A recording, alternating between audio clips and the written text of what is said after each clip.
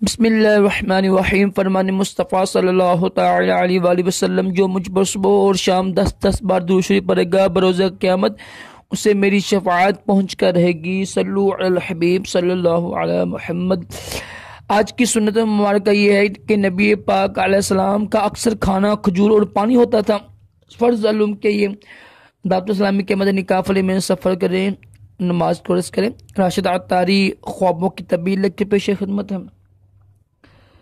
آج ہم بات کریں گے، اگر کسی شخص نے خواب میں دیکھا ہے کہ نبی پاک صلی اللہ تعالی علیہ وآلہ وسلم کا جنازہ دیکھا، کسی شخص نے خواب میں دیکھا کہ نبی پاک علیہ السلام کا جنازہ جا رہا ہے، ٹھیک ہے، تو یہ بہت ہی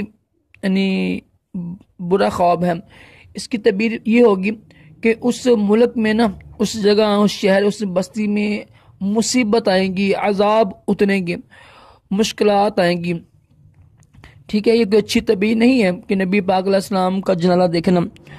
اس کی 2-3 اور تعبیریں بھی ہیں، اس میں اگر پھر وہ اچھی تعبیر بنتی ہے، لیکن اگر فقط یہ دیکھا کہ جنازہ جا رہا ہے آپ کا، تو فقط جنازہ دیکھنا، صرف جنازہ دیکھنا، یہ بری تعبیر ہے۔ اس سے اس ملک میں، اس شہر میں، اس بستی میں، اس جگہ پر مصیبت آئے گی، عذاب مشکلات اس کو پیش آ سکتی ہیں۔ تو جب بھی برا خواب دیکھیں تو توبہ استغفار کریں، اللہ تعالیٰ کی بارگاہ میں توبہ کریں۔ انشاءاللہ امید ہے کہ اس کی تعبیر بدل جاتی ہے۔